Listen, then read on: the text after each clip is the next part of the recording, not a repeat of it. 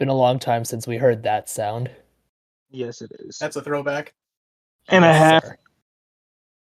Oh. All right, let's get right into it. Welcome, listeners. It's been almost a year since you heard our voices. I'm sorry we couldn't make it a little longer. I'm sure you wanted to go a little bit longer without having to hear any of us, but suck it, we're back, and we've got a couple reviews for you to listen to.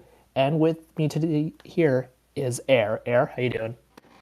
Not bad. How are you? I got a lot of complaints, but I'm not going to make them here today. How about you, Spidey? I'm solid. Everything's good. Except Air's bitch ass opinions, but we'll get it. We'll get to that right Yeah, we're going to we'll get get into that. that. Don't worry. There has been quite a little bit of discussion, let's say, in our own Discord server, but that's why we're here to air out the dirty laundry, as it were. So let's Oh my start out God. with. You can't expect me to not say it that way. Oh my God. You know what? It's fine. Go ahead. I will. And starting off, we're going to be reviewing 3 movies today. We're going to be reviewing the Thunderbolts. We're going to be reviewing the most recent big blockbuster, Mission Impossible. And we're going to be reviewing, for some reason, Lilo and Stitch, because Spidey is a Disney kid. I thought you were going to say that was the big blockbuster. It was a big blockbuster. It made I more have no than idea. Mission Impossible. Yeah, I know. Yeah, because of Spidey and the rest of his Disney pals. Anyway, Motherfucker. Disney don't.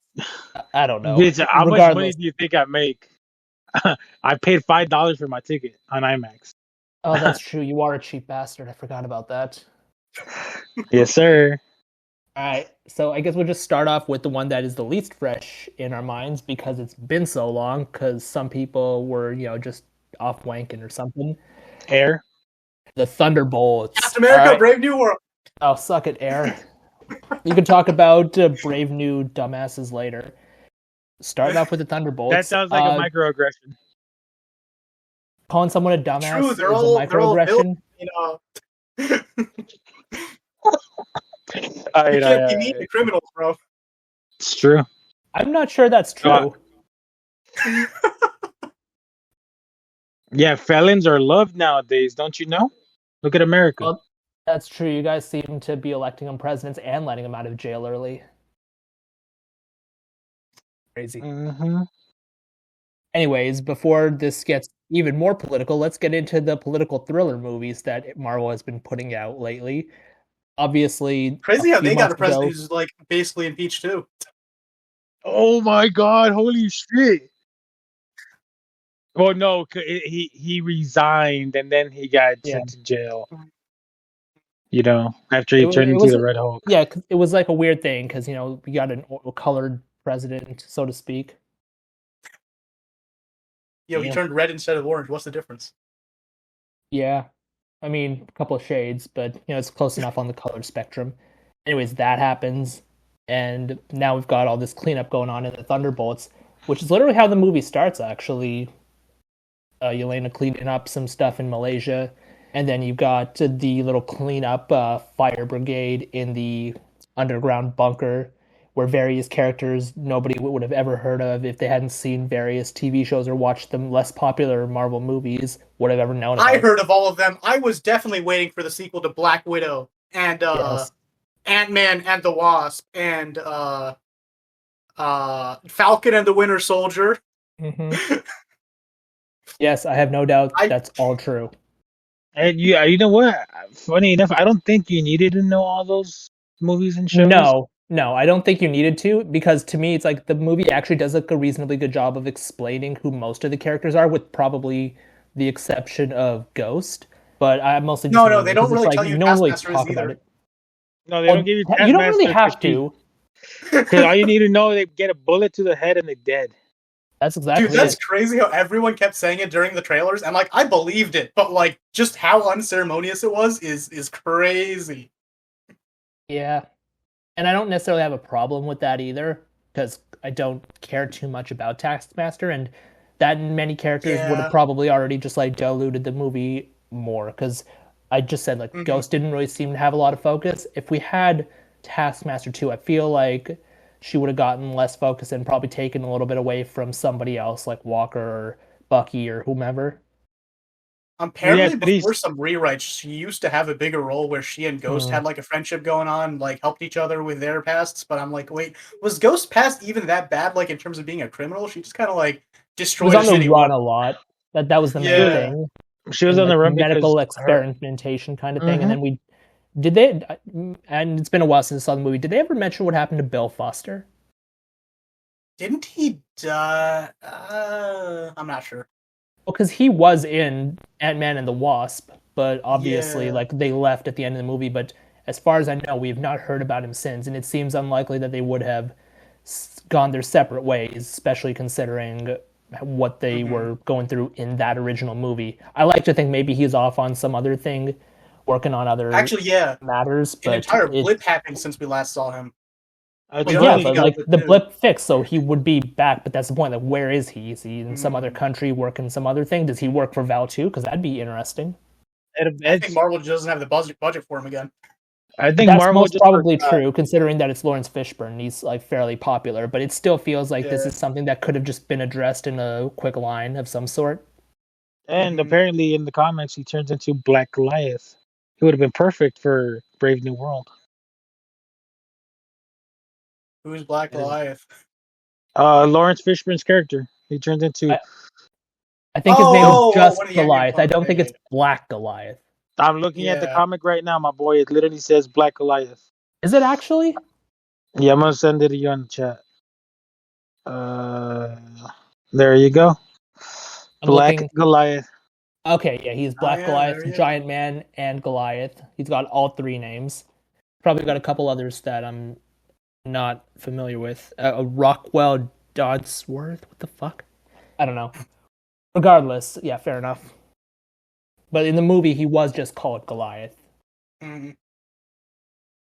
But yeah, when they got to that scene, I was like, wait, they're spending a lot of time in this building. Is the entire movie just going to take place in this building? It would have been cool, though. It would have been cool if they'd spend it all in that fucking little bunker.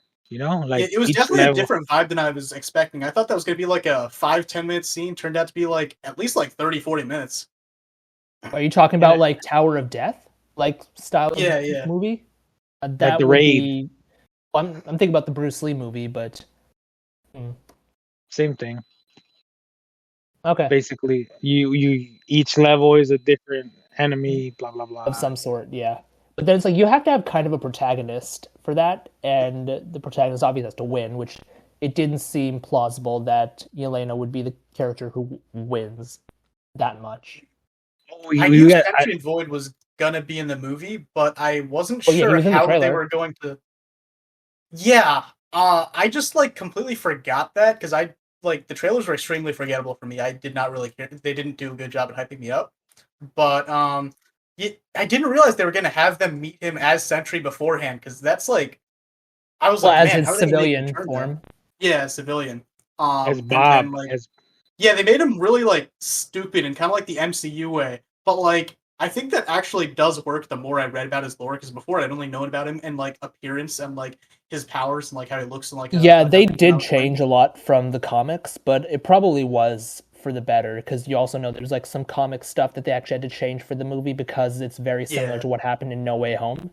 But I understand that. And as far as the character's personality goes, it mostly seems to fit. Obviously, he doesn't have agoraphobia in this version, but honestly, I don't really like the idea of how they would show agoraphobia in the movies because, like, you technically can't, like, because it's large open sets. Generally speaking, the only time he overcomes agoraphobia is like, spoiler for comics, like it's those big ass kind of threats like World War Hulk and the King in Black storyline. I do think that they like. In a lot of the comics, and specifically the game I was playing, when they made him Void, they gave him like a red tint, which I really liked, and then the movie did just the pure dark shadow kind, and I thought that was white. Cool. Yeah, I thought that was cool until before the movie, one of my friends went, "Yo, Void is just Mob Psycho 100," and I was like, "Fuck." During the movie, that comment just popped into my head, and I'm like, shit, it literally just is. He got angry, he has psychic powers that just destroy everything, and then he turned dark. I've never seen Mob Psycho, so I'll just take your word on that. I tend to forget. Very similar vibes. It's not the same story, but it's Uncanny. So it's anime. So it's anime live action. I love it. Yeah, I know Yeah. what it is. It's by the same who did One Punch Man, but yeah. Mm-hmm. Yep. Wait, we didn't talk about that scene in the beginning of the movie where Yelena just fucking channels her inner Tom Cruise, It megastar, and just dives off that fucking building. didn't I strike thought, me as like the most essential thing. It was in the trailers, I so forgot it. It sounded cool. It looked cool at first, but I just completely forgot it. She's not Tom Cruise. she is now Tom Cruise. This is true. Let's see. Oh yeah, What just about the desert scene. I also did not expect that was just them running away from the entire like that death building. Honestly, like that entire segment was a longer part of the movie than I expected, but it does make sense in hindsight. That they spent half the movie literally just trying to survive.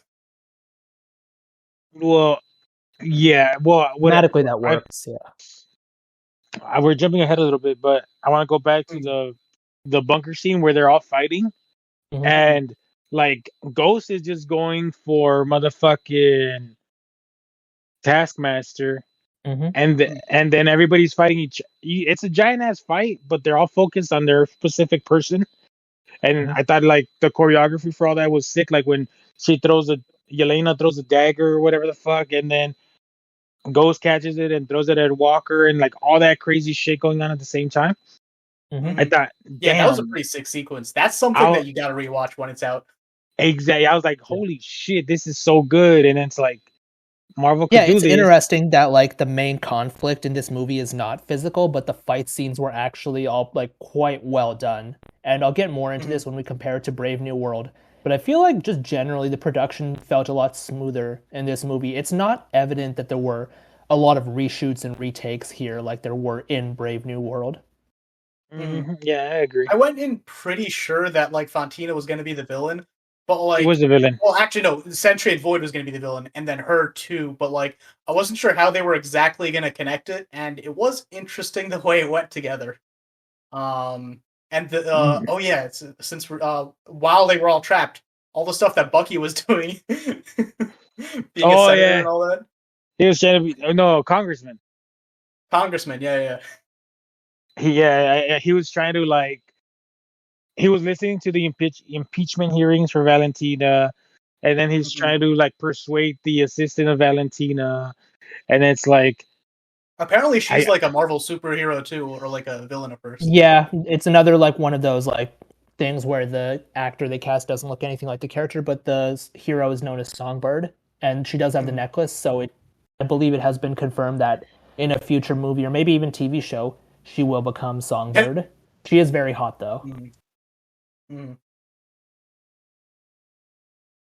Dude, it was so funny hearing that character talk about Endgame, or no, about the original Avengers being like, "Yeah, I was a kid when that happened," and Bucky's like, "Damn, that hurts." no, dude, it was like Yeah, that's you're crazy. fucking old, Spidey. Spidey, you're fucking old. I was like, holy shit, I was a fucking kid at that age. Holy shit. No, that's crazy though. That actress is actually like our age, so Yeah, I don't yeah. know what the intention was, but yeah, if I remember correctly, she's like 29, 20, or 30 something. Well, I think in the movie they tried to make her like in her Like early 20s yeah maybe, like fresh out of yeah college.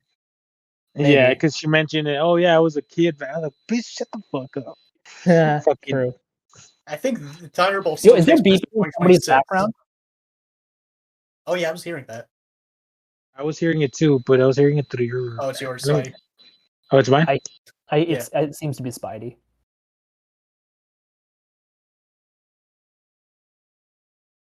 And I don't hear it now. Well, yeah, because he's not talking. Oh, interesting. I guess it's his mic. No, I actually thought maybe his like phone's going off in the background, but I think it was regardless. like a whistling. No, it sounded like a beep of some sort, like, or like maybe Mm, like a microwave alarm. Regardless. yeah. But yeah. So we'll see about Mhm. that character as well. Mhm. Songbird Yeah, and it's my uh headset. oh, okay. Is there any other aspect we want to talk about? Do we want to just jump to the fight scene with Sentry? Um, I think that. Oh yeah, no, the scene in the desert with what's Red his Guardian. face, Red Guard. Actually, everything about Red Guardian was just kind of hilarious. He He was was a pretty vibe. funny. It's like this is not the type of guy I expect to like ever be in any of these types of movies because he's just such an oddball and just like is not a hero. But that was the point of this movie. But it was funny. And he wants to be the leader so bad. He wants to be Captain America so bad, which is a funny contrast from the other guy, Bradley, whatever his name was, from Brave New World, who's like, I don't want to be Captain America. I just want to live. And they're both just failures, just like Bucky. I mean, at least Bucky has some success. Yeah, it's kind of funny how this is where Bucky ends up. You save the universe, you do everything, and then he's like, "Yeah, I'm gonna pretty much just babysit. Put on a suit and yeah." All right, I think I fixed it. Okay, in your headset. Oh yeah, it's good now. Yeah, I don't hear anything. Awesome. Okay. One thing we could talk about is scene with the chase and Bucky's rescue was great. What do you want to talk about, Spidey? Yeah, this is Terminator homage, right? With the motorcycle, the fucking sick ass move. Yeah, she was pretty nice. And then when he captures them and they try to tell him, "Look, bro, it's this guy named Bob. Shit's happening," and he's like, "No." And then he gets a phone call, "Yo, this guy named Bob," and it's like, "Oh, they were telling the truth." And he, just like Eric said, just Red Guardian's entire fixation when trying to be better than Captain America or trying to be Captain America, right? Oh, I want to be in a Wheaties box, and he's always trying to be so protective of Yelena, even though she's technically not his biological daughter and all that. That was pretty cool. That scene where he had them tied up, the framing and all reminded me a lot of the scene from it was like Winter Soldier, I think, where Cap and Falcon had like Bucky with his arm in like a thing, and they were like looking. Oh no, that was Civil War. It was the post-credit scene of Ant-Man. Yeah. And that they're trying to like settle things, whereas here, Bucky's just like straight up arresting him. But it's cool now that he's not the one in handcuffs. Yeah. Once. We didn't talk about the random scene where he has his fucking metal hand in the dishwasher. Dude, that scene was in the trailer. I mean, that shit threw me off though. I only saw the first trailer and it wasn't in the first trailer. I don't think. It just. How else would you watch it though? If you really think about it. With a fucking shower, you fucking degenerate. I don't know that is a good idea. It does the same thing. I mean, it's metal. I don't think he would use his. He would have to bring like a dish. It's actually vibranium, not metal. Vibranium is a type of metal, you dumb fuck. All right. Being specific, loser. It doesn't matter. It still needs fucking dish soap, not a body lotion, which is what you would have in the shower, unless you bring dish soap into the shower. Which, actually, knowing you, I could believe. Damn, that sounds like a super microaggression. Because I'm Hispanic. Listen, bro, soap is soap. All I see is soap. You're Indian. I'm surprised you use it. Damn! Oh shit! So macroaggression? Yeah, that's just straight up aggressive right there. But I'm Indian too, so I get a pass as far as I'm concerned to say that. Oh, your Candace Owens got it. I don't know who that is, but all right. Yeah, me neither. She's the black person who hates black people. AKA Kuro, AKA King. I don't know who Kuro is. All right. Yo, Kuro's Indian, bro. Okay. Anyway, back to somebody implying that we're both Indian, so I have to know every other Indian, because that might be a microaggression. Yeah, you're right. You're right. My apologies. It's all good. Anyways, yeah, no, like we jump to the fight scene because really that's like the best part, in my opinion. It was 3 super soldiers, an assassin, and a ghost fighting the equivalent of a god. Pretty much. Oh yeah, during that entire scene, just what was going through my head, I was like, wow, it's been so long since we've seen evil Superman that it almost feels new again. Has it been that long? When did we see? Like 2 years ago, there was this 1 year span where I saw like 3 evil Supermans. There was the boys going at the same time as the Invincible, and then at the same time Superman and Lois has evil Superman arc as well, and that was all just within the span of months. Damn. Okay. Because there's also, I was thinking a couple years earlier, there was that movie James Gunn made called Brightburn, which is basically the Yep. same concept. And I think the Injustice had an animated movie at some point in the last couple of years. Oh, And Yep.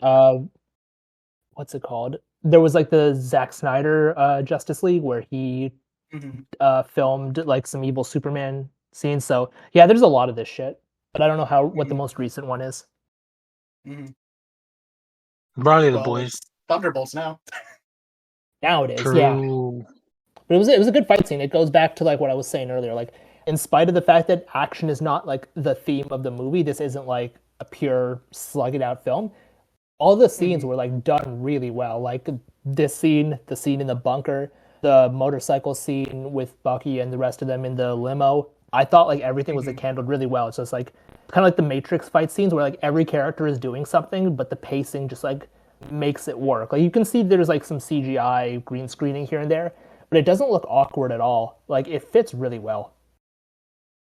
It also just shows how like crazy weak and pointless our Thunderbolts are.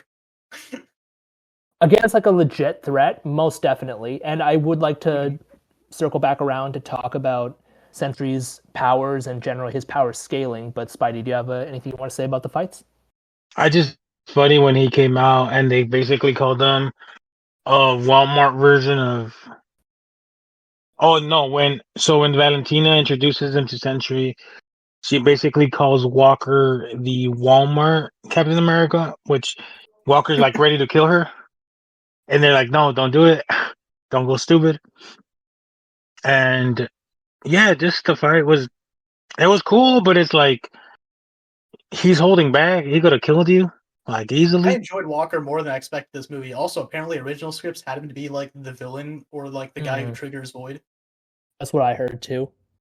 Well, he kind of does trigger Void in this one, where he keeps calling him Bob. Bob. No, he's not.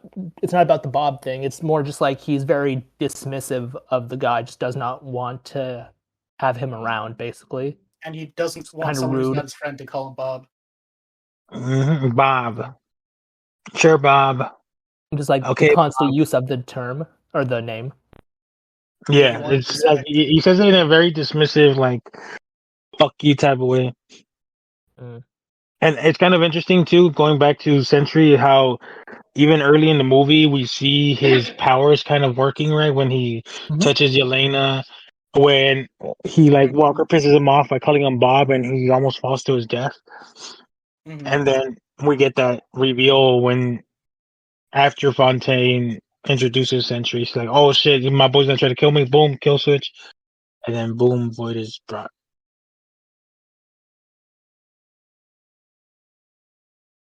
Yeah, that I did not expect the kill switch scene with what's her face, Songbird. I thought that Fontina was just actually going to die there. That would have been insane. That would have been interesting, but at the same time, the way the Songbird or Mel is the character's name here, she hasn't officially been Songbird yet. But yeah. I thought that will give her a little something to do. And I mean, it's heroic in its own type of way, and it makes sense if you want to establish her as a superhero later down the line. Yeah, one of those interesting little side characters who does kind of step out of the role a little bit more than you'd expect, kind of like the Coulson, I'd say. A little bit, yeah. I'd kind of like to see her in something else. Yeah. Did you say Nick Coulson? No, like kind Coulson. of like the Coulson. Okay, just clarifying. I thought you said Nick Coulson. Can't really hear you right now. I was about to smack the shit out of you. No, I think Aaron knows a little bit better than that. I've watched all 7 seasons. Damn, dude, I'm not gonna watch any of those seasons. Dude, it's such a good show, though. It's not. He's lying to you. Just stop it. Dude, I'd rather watch Agents of S.H.I.E.L.D. again than Thunderbolts again. Your funeral. No.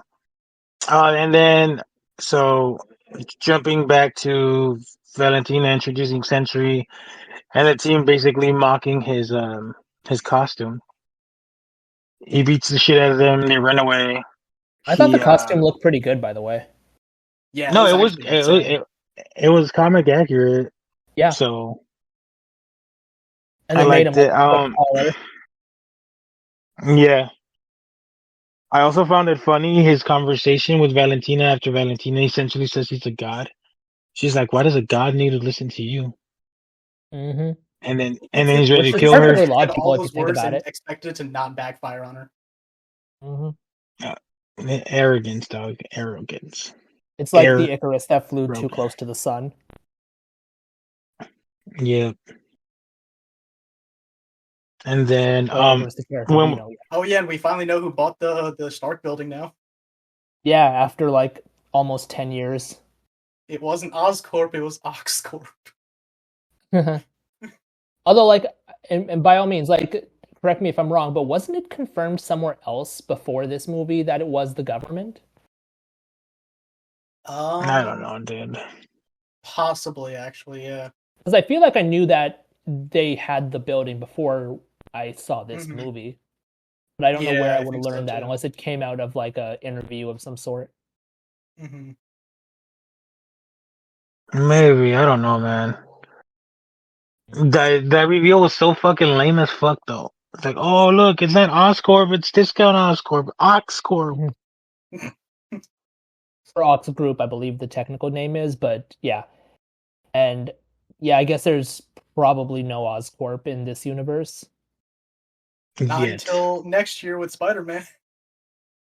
We'll see. We can certainly talk about the recent info we've gotten about Spider-Man Brand New Day, but we'll come back Mm-hmm. around to that if we want. Mephisto. Mephisto, man, remember when we'd see him in every movie? Ooh, I Oh, wish. he's coming out in Ironheart, apparently. Actually, in one of the Void scenes, in one of the Nightmare scenes, if you looked in one of the corner windows, you could actually see Mephisto. Yes, I'm sure Shut the you fuck could. up. Shut the fuck up there. He's not like those trolls who play Minecraft and like, oh my god, I saw Herobrine. I I mean, he don't know the wasn't. I haven't reference. seen Minecraft movie. I don't know. Minecraft movie was fantastic. That was fantastic. Sure, buddy. You sound like my 8-year-old cousin. Dude, it's a Minecraft movie. You can't expect it to be fucking Oscar worthy acting and fucking writing. You And know why what you're not? going for? What? Because it's a Minecraft movie. Minecraft itself doesn't have a fucking story. But anyway, Minecraft is the goat of gaming. Could have been the goat of movies. it is the go to movies. They made more than Brave New World. I don't Yeah. think the quality of a movie is determined by how much money it makes at all. Yeah. Yeah, just look at Endgame. They made so much money. You didn't deserve uh, it. Just pissing people off. Going back to the fight with Void now. Mhm. You know what I liked is when okay, well obviously they run away and Yelena has her emotional breakdown because she's going through midlife crisis at like 25 or whatever she is in the shows and movies. And then we have um Russian Captain America talk to your Red Guardian and it's like, dude, you're good. Just chill out. You we always got brought Tycho light. man. Yeah. Oh, you know what we didn't talk about is in the fucking desert Mhm. scene how we got them named Thunderbolts. But besides that, she's I like, she's they tell the what? story a couple of times. It's not like a I'm not a huge fan of thing. that backstory for it. I'm like, all right, I guess. I just don't care. I Yeah. thought it was funny. I thought it was funny. Uh, when he's talking to her about how she's a star and she wanted to be goalie to help her team and blah blah blah, and then she's like, "You got the Thunderbolts," and then they started helping people. You see Mhm. Bucky smack the shit out of that car. You see Red Guardian save that little girl. And then when he saves the little girl, you're like, oh, there's hope. And then Void just like, nah, bitch, boom, she's gone. Oh yeah, that was a Yeah. crazy scene. I was like, Dude, if I wasn't in a theater, I'd be laughing. I was hurt, bro. Like Guardians finally did something good. He's happy. And Void's like, no, motherfucker, you get no happiness. Hmm.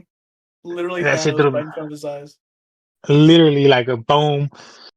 And then you see Yelena go into the void, right? Hmm. And then we knew what was gonna happen. What did And you he- guys like, think about the trailers where people were freaking out when they saw Void's power, thinking that his power was to just evaporate people into darkness and just like kind of blink them out of existence? And the general, I think that's you a guys, normal reaction. well, yes, but the way I saw it was like people were like, "What the fuck? Like that's crazy, so OP. How could Doctor Doom ever compare to that?" And I was just thinking on lines Can. that exactly, but it's also like that can't. I was thinking like when I saw the trailer before I knew the powers that can't be what he's actually doing, just like vaporizing everybody. Like that would be OP, but like that's not necessarily what I was thinking of, and it actually wasn't. It was like these little pocket dimensions. It's kind of like I don't know compared to like Ghost Rider's Pen and Stare or something like that. Like you can get out of that. I mean, maybe not the Ghost Rider's Pen and Stare, but like the pocket dimension. Clearly, you could get out of it, and it's like if somebody like Doom could probably get out of it pretty easily. It's like yeah, fuck it, I don't care about whatever I've done. The way Punisher resists Ghost Rider's Pen and Stare. Mm-hmm. So I do I don't think know. it's I thought interesting the that power was cool. that it kind of did seem like a mystery at that point, and really did put like the scale of how much the Thunderbolts were an underdog against this enemy, and that they really would need to take a different approach if they actually wanted to win here. Which I thought was exactly what was going to happen anyway. So it didn't surprise me. I thought like people were just overreacting when they saw the power. I I think just it think was it's just a funny to lot. imagine everyone's dying, so I just kind of took that as my headcanon until it wasn't. Well, I think a lot of the general movie audience did think he was killing them off because Maybe. they're I mean, I not. think it's It, also it there looks because threatening. I don't dispute that part, especially the one scene like it's like it was like all over like Twitter and other websites where like Red Guardian rescues the little girl, but then she gets sent into the pocket dimension, and it's like audible silence in the theater, Oh, it onomatopoeia. was that, silent. yeah, Yeah, that plus him showing the literal, showing him moments before that, almost about to kill Fantina. I feel like that kind of puts into perspective. Oh, okay, this guy's actually serious about killing. hmm and that wasn't even like Well, Void. That was just Sentry or Yeah. Bob. well, that was something that Mel brought up, right? When you just inject these people with their serums, it just amplifies who they Hey, are as a what do you mean person. these people? Which is exactly what the doctor in the first Captain America movie said. Correct. Yeah. Yeah. But shut the fuck up. They're not these people. Motherfucker, they're all white. Calm down. Well, Wait, who is? white looking. John Walker, when he was injected, it just amplified who he was, an asshole. Steve Rogers, a good guy inherently, and essentially died a good guy. He's in the moon, we know. I guess, And yeah. And then, the Isaiah, Hey, he Visa, was a what good is guy, but he's good? had a lot of What is resentment. evil? Yeah, mhm. we're not And then having we a have Nietzschean philosophy discussion. Shut up. Bob. And Very, yeah, very Bob went mentally unstable. Yeah, that's correct. another thing. Like some people don't seem to be happy about is like that the Void basically becomes this entirely human creation, whereas like in the comics, I think that's what they wanted is like the Void is like a biblical thing. Like he was responsible for the 10 plagues of Egypt in the Old Testament, which is cool in its own backstory, but I didn't necessarily expect that to be the case here. What? Yeah, no, that's actually the comic backstory. He created like the locust Oh. swarms and the killing of the firstborns and all that kind of stuff from the Old Testament, Moses' story. Oh man, sometimes comics are so funny. But like, yeah, that's also part of the comic story and for like fucking Sentry. Like, his power is derived from the serum, but the serum supposedly gives him a connection to what is.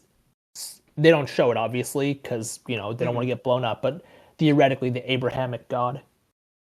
In which case the Void is like the agent of God, like the angel of death or whatever the term you want to use. The Horseman of Doom. Oh wait, no, wrong movie. No, wrong In the, franchise.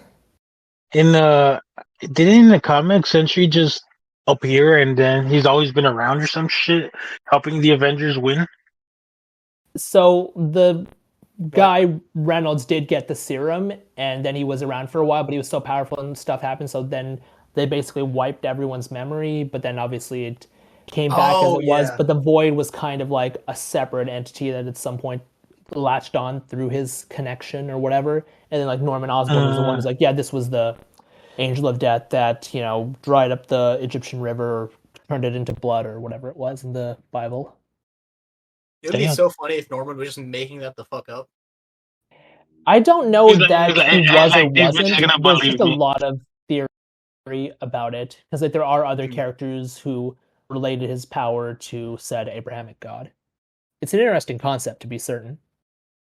So would God be a superhero in said universe?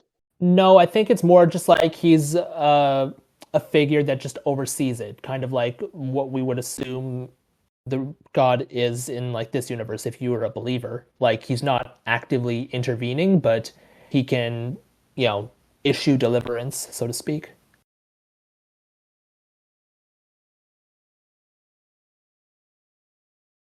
I guess in the case of like the Marvel universe, it would probably just be in this case like the one above all, like the Jack Kirby version of God or whatever. Speaking of Spider Universe, this thought didn't enter my head, but it was funny that people were like, "Wait, this is New York. Why aren't Daredevil and Spider-Man concerned?" I'm like, "Nah, I think it makes sense." What are those two going to do? It'd be the same thing. And also it was contained in like a small portion of the city. I'm not sure if either of them were actually close in proximity. Yeah, I don't know the geography of New York very well, but it did seem like it only ever extended like slightly past like the Brooklyn Like Bridge block. or whatever. Not more than a block because it was expanded. I think is the Brooklyn Bridge or maybe the Manhattan Bridge. I don't know the geography, but I don't think it would have affected like super far out. Like you can assume that off screen, like Valentina and Mel and all the other characters we'd seen just got affected by the void, but I don't know if people super far away got in. But that is actually a theory I was also reading. Like, man, imagine the void hits Spider-Man. Imagine what he's going through because he lost literally everything, like his aunt, Tony, his parents, his Uncle Ben, because apparently there was an Uncle Ben in this universe. That's when the piece of venom that got left behind finds him. Questionable because we haven't heard any updates about that. And the piece of venom was supposed to be in like Mexico or something. No, that piece of venom is actually in the post-credit scene for Venom 3. It gets into a cockroach, if I'm not mistaken. Is that the same one that? No, I think Air is talking about the one that got left behind in No Way Home. That same piece got into the cockroach? I believe so. I don't know. I admit I actually haven't seen Venom: The Last Stand, but I thought those were two different pieces. I didn't have an Eminem song, so I don't watch it. Yeah. I guess we'll find out. Mm-hmm. What did you guys think of, to wrap up this section, what did you guys think of the ending and how it concluded with Sentry, aka Void? There's two things we need to talk about, but regarding the actual ending, yes, I did like it. Yeah, trust me, if Cute Girl hugs me, I think my depression's pretty gone for a while at least, so I'm down. She basically husbanded him up. She's like, "Yo, you're staying with me now." He didn't even complain. Why would he? No, that's what I'm saying. Like, he's. No, I agree with you, but yeah, I think it's cool because the part of the process of healing would be like understand like you're not alone. You have people who'll support you in some capacity. And obviously, throughout the movie, they did a really good job actually with Yelena trying to like be close to Bob, look out for him. She was the last one to attack him in the tower scene, and she was only just like trying to electrocute him just to like get him to stop going crazy. I'm glad the others came in afterwards at the end too to the Shadow Realm because I thought like at some point this movie just started becoming more of the Yelena show, which fair because that's kind of what it is. But I felt like he was definitely the best character in my opinion. Yeah, but the other characters felt a little bit more underdeveloped. But at least they all like played a role in the finale. And they got like some points. I thought they did a decent job with Walker, Red Guardian too. I do think, like I said before, Ghost got a little bit of a shaft. You can probably say the same about Bucky. I don't know how we feel about Mel and Valentina, but they were already probably not supposed to get too much anyway. Mel not so much, but Valentina at least got like one scene in the Void, right, with her father getting shot by the mob guy, or I think it was. Yeah. I'll be honest, I still don't really care about Valentina. I don't either, but I'm just saying I feel like they did the character well enough in the movie. Yeah. I think that's the purpose, right? Because with Nick Fury, we're supposed to like him and care about him, right? Because he assembled the Avengers, and Valentina's just a dick. I guess she is just Dark Nick Fury. That's light Nick Fury, but I get what you're saying. Um. What was I gonna say? And regarding the underdevelopment, I don't think that Bucky needed to be developed anymore. Motherfuckers had like 20 movies. Well, He said, And a I TV don't mean that series.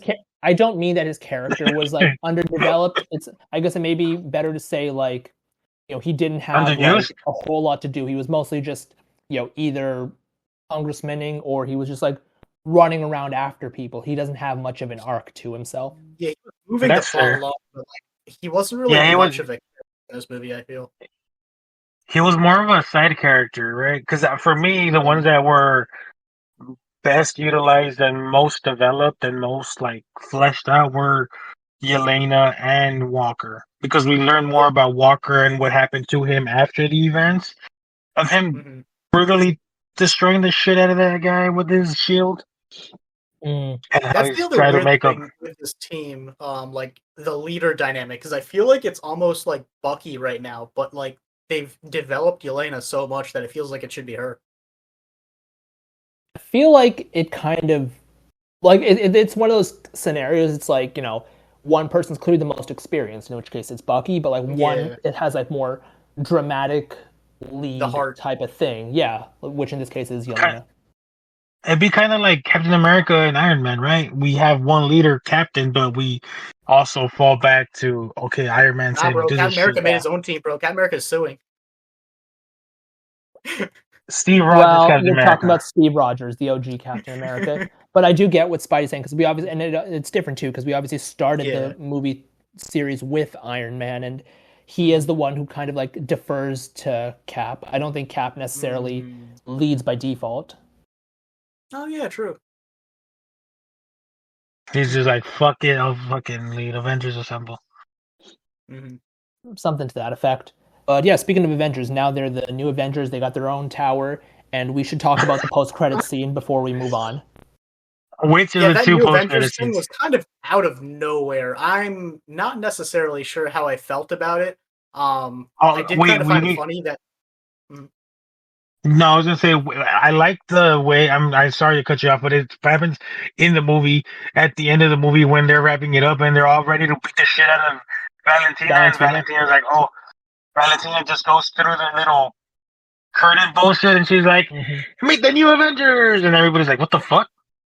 we own you now. But that's cool though. Like that's very much like a politician's scheme. Yeah, I thought I like that. I thought it was amusing.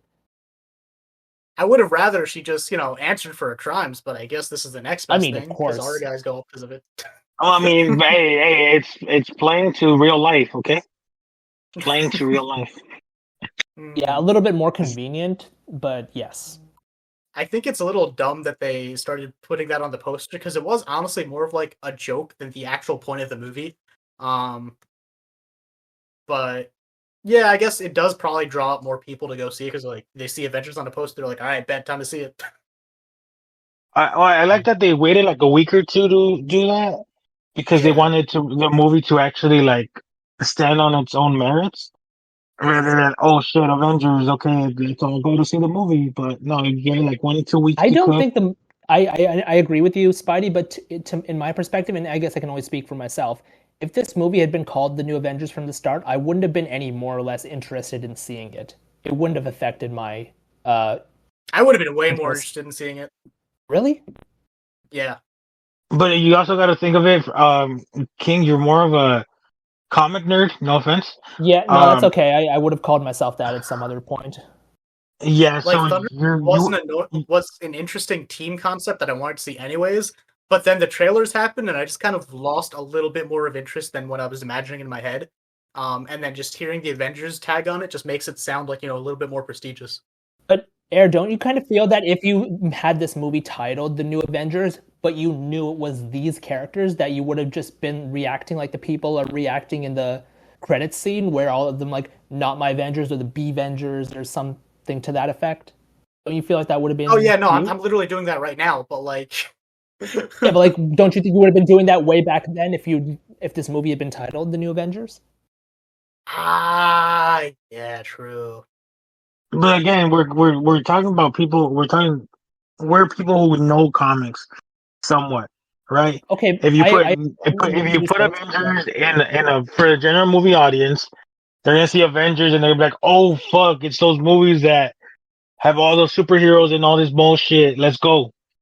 It's not. I Oh, understand what you're saying, Spidey, but I'm not entirely sure that it's true because if you're not already a big like Marvel fan of some sort, are the Avengers movies that much more interesting to you than any non-Avengers movies? given that they've made over $1 billion each, I would say that the Avengers movies are movies that everybody goes sees, even if you're a casual or a newcomer or a seasoned Marvel fan, That's right? plausible, but then I feel like a lot of people are shooting themselves in the foot by doing so.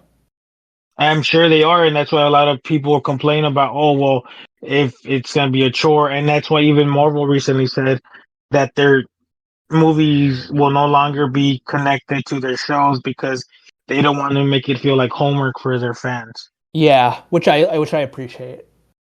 Like I was doing the homework anyway, and I'm sure we were too, but like, yeah. Yeah, it's just too much. I'm just not And sure what the then title had like that big of an impact.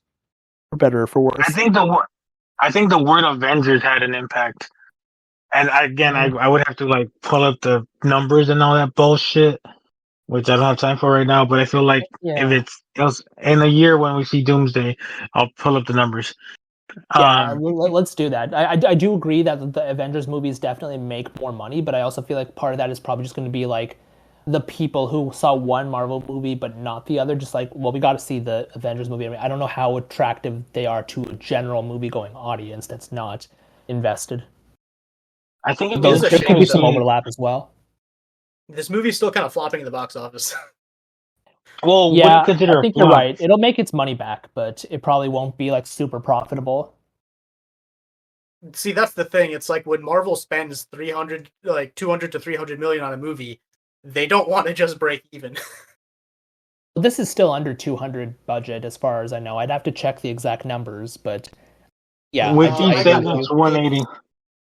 Yeah, it's Wiki 180, and says, then they easily spent like at least 100 million on marketing, if not more. I don't know if they would have but spent that much on marketing this movie. I'm pretty sure I the budget includes the marketing though. No, Spidey No, it actually that doesn't. It never generally does. does not. Usually, the rule of thumb is that any budget you see for a movie, at least 50 to 100% of that extra is put on for marketing, because marketing is actually just expensive.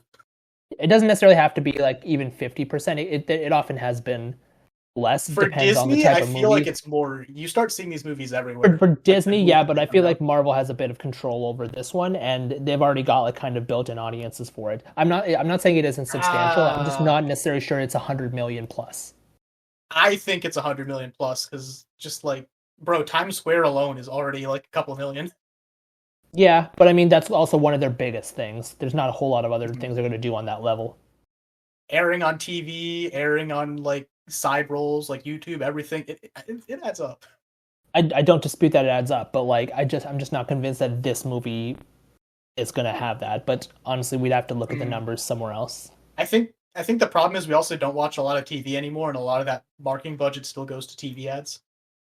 Well, it does, but it depends on what you're watching on TV. Like it gets played in between sports games, which are still a big TV type of thing, or And it would be it would American probably Idol. be it'd be well, and those sports and the fucking American Idol are on Disney owned networks, ABC and ESPN. So Yes. while it But still yeah, but would then there's be still an opportunity cost associated with that, because you're no no giving no no up I'm not money that I'm not people wouldn't saying bother.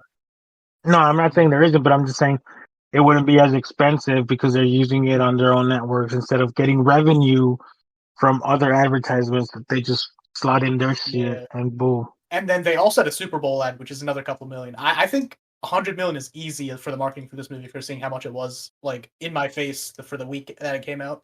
I didn't even really feel that it was in my face that much, but that could also just be regional. Mm-hmm. Because I'm actually not. I'm also not entirely sure how popular this movie was in like foreign markets. I don't Yeah, know. Like it was but yeah, probably that still post credit popular, scene was but the I don't best know we've how had much. since A like long time. pre Endgame. Yeah, Yeah, the Wheaties cereal box was the greatest thing ever. Mm. that was cool. At first, like when I saw that they were selling that, I was like, "What is this? What is this $40 piece of cardboard?" Now I'm like, "All right, you know what? kind of cool. But I I agree like. with Totally Air's get it, thinking. I'm trying to think, but I don't know any recent post-credit scenes that have actually gotten me excited for a future movie. Like it's a because lot of none of them people have been literally scenes from future movies. They've just been jokes in the most part. that too, but like I'm just trying to like I agree with you. I'm just trying to think, but like that's partly why I like this one. Like it was like the first time in quite a while that I remember seeing a Marvel movie in theaters and people were clapping at a post credit scene. And I think the last time I saw that probably was like Infinity War with the Captain Marvel pager. Mm-hmm. Yeah, it was good though. I'm actually quite excited to see Fantastic Four. I really hope they do that movie well, and the Galactus design looks quite cool. So, I'm still honestly like not on board with the casting, but it's fine. The movie looks like it's gonna be oh, easily Which like, casting are you not super like on board with? Like any specific microaggression. character? honestly Microaggression just and I like Young. all of them. They're not my Fantastic Four. I Oh, think because you. Human Torch looks like the weirdest one though. That one's a little like I I I don't know. don't like his. He doesn't look like a I Johnny would Storm. I would say I don't like his hair, but Yeah, that's the yeah, only that's thing. exactly it. I think the rest of it's not Mhm. like he's in good shape. Maybe all of them are in good Like shape, but yeah, I don't like know. I John feel like he can Krasinski probably was figure it out. my Mr. Fantastic. I do agree that I wish they got John Krasinski back, but I Mhm. was already like, yeah, this probably won't happen. The of Madness thing was probably just an intentional cameo, but I think he would Yeah, have been the best choice. But I mean, I like Pedro Pascal, anyways. I and then guess. like seeing Vanessa Kirby in a heroic role is like extremely weird because she's been typecast as like evil villain. Yeah, but I mean, she's also like really hot and blonde, which is like perfect for Sue Storm. So I have no issues with this whatsoever. Yeah, she's just not what I imagined. But yeah, I think it's gonna be fun. It doesn't really matter. Yeah, I mean, I don't know who the other options were. Obviously, a lot of people wanted I like didn't John have any other Krasinski options in back, mind. and they were like, "Oh, well, can we get his wife Emily Blunt?" And I feel like she probably would have been like Oh, a good that would have choice, been but cool. right. Hmm. But I mean, like, yeah, I was quite convinced that even if they got John Krasinski back, they weren't going to get his wife to play Sue Storm. Yeah. Hmm. Oh well. Um. So, what do you guys rate this movie? I'm 7 out gonna of 10. give this movie a B plus. Oh, we're going letter grades. Oh, you fancy. No, Air. I've done like number grades in other scenarios. I just don't know what I would want to give this one a number grade for. So I feel like a B plus is broadly enough. There's 7 out nothing of like 10, and I'd intrinsic. rather Yeah, rewatch Brave New World than Thunderbolts. So you're giving it a C, Air. I just want to clarify. You're that's giving it basically a what you're C. saying. Because like then Correct. you'd have to give like Brave New World like an A minus or something. Are you out of your fucking I think Air? I'd give Brave New World like a B minus. You're fucking stupid. Dude, I'm sorry. Listen, bro, Yeah. I just I enjoyed think it this more. movie's a B plus. Like there's nothing really wrong with it. The only thing that I would say holds it back is probably just there's not enough like stuff in it that's like wow, like I really enjoyed this when I didn't think I would enjoy this. Like I wouldn't You know, really want to like the only scenes I'd want to see again is like maybe the scene where they meet and the Sentry fight, like the first Sentry fight. The rest of it's kind of like whatever to me yeah. in I terms of stand by what rewatching. I said. Disgusting I can behavior. agree with that part, but I feel like that's a lot of movies in general. There's like not a lot of movies that I'm like, oh, I gotta rewatch this, and most of the ones I do rewatch are mostly rewatches for nostalgia's sake because I watched them Yeah, I like a feel like decade ago Marvel or movies something. used to be a lot more rewatchable. Like like Doctor Mm, Strange, Ant-Man. They were just like they were hype. I don't think I've And rewatched Ant Man to be honest. Like Doctor Yeah. Strange, probably in the first Iron Man, 100%, but Mhm. others, I don't know. that Winter I'd Soldier. give That's it just another one that's just banger. yeah, I'd give it a B plus or A minus. Depends. Flip a coin. Eric gives it a C. King gives it a B plus. So I'm Yep. guessing Air. There's been 6 movies in Phase 5. Your Mhm. favorite one is Ant-Man and then Captain America? Let me look at the Phase 5 movies. I sent it in the chat. Oh yeah. So we have Ant-Man, we have Let's Guardians, we see. have the Marvels, Deadpool, Captain, and Thunderbolts. This is See, tough. I'll let you guys think about it while I give my list. For me, first would be Guardians, just because I love the ending. I loved everything about it. Deadpool would be 2. Thunderbolts would be 3. And then I don't fucking know. What did I say? What did Dude, I as say much as I last time? loved all of these movies, this is a mid-off. Nah, I think the top three. Nah, Deadpool was amazing. Guardians was amazing. It was a perfect ending to a trilogy. It's the only Mm-hmm. trilogy done right for fucking Marvel. And Well, then I don't know if I'd go that far. name another Yeah. trilogy that Marvel's done right. Captain Captain America America, trilogy. Iron Civil War Man. wasn't really Civil War wasn't really his movie though. I disagree, but regardless, like it's still 3 good movies under his And, banner. and technically speaking, we have Captain America: Brave New World, which is part of the Captain America series. I So don't I don't consider it to be the Captain America trilogy of Steve What are you Rogers. talking about? That's a Hulk movie. That's part of the Hulk franchise. Iron Man 2 was absolute dog shit. Yeah, that's why I didn't say it. No, Air said it, so I'm just letting him know. Yeah, Iron Man 2 is I absolute haven't dog seen it shit. recently enough. I just like, yo, it's Iron Man, bro. It's fine. I Iron feel like Man most 2 One of is the people reasons. absolute. That's one of would the rather reasons I watch Iron wouldn't Man say 2 like. than any of these movies.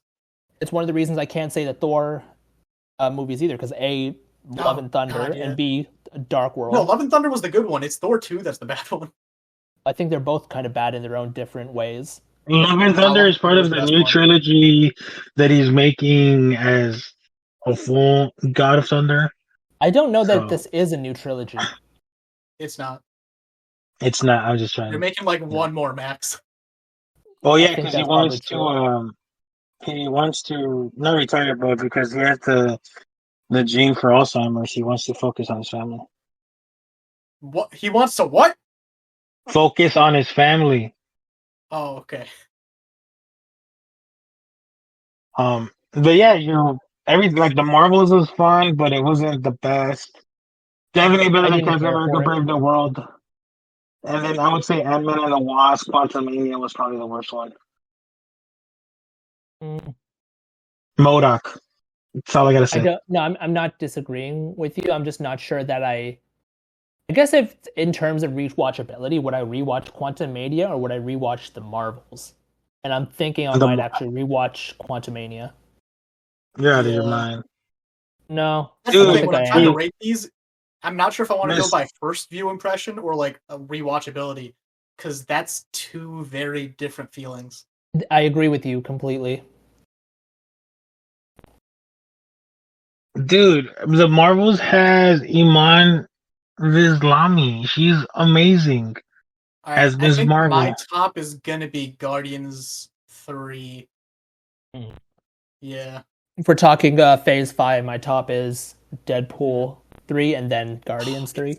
It's so close. I want to do And Deadpool. hey, by Yeah. by all means, like if we're gonna talk about trilogies, the Deadpool trilogy, assuming that they No, have Yeah, dude, 4. you first can't to say word that's the Marvel. trilogy, bro. 3 just forgets 1 and 2. I mean, None of the 1 and I 2 don't know. characters matter.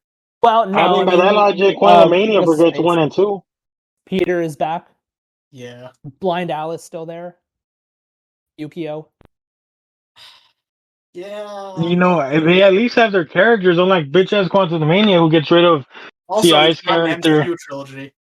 It's a Fox This is trilogy. Fox is owned It's still a by Deadpool Marvel. trilogy. Mhm. Yeah, but point is, most of these movies have been mid. A Yeah, lot of them, yeah. unfortunately. Besides Guardians, I mean, we can all agree Guardians is probably the best. Yeah, I'm changing my Um, answer. Deadpool number 1, Guardians 2. Same. Define That's Guardians and probably my Deadpool. opinion. Besides those two, we could argue that all the rest have been. Mm. I'm gonna say Brave New World number 3, Quantumania number 4, Marvel's 5. No, Marvel's last, Thunderbolts 5.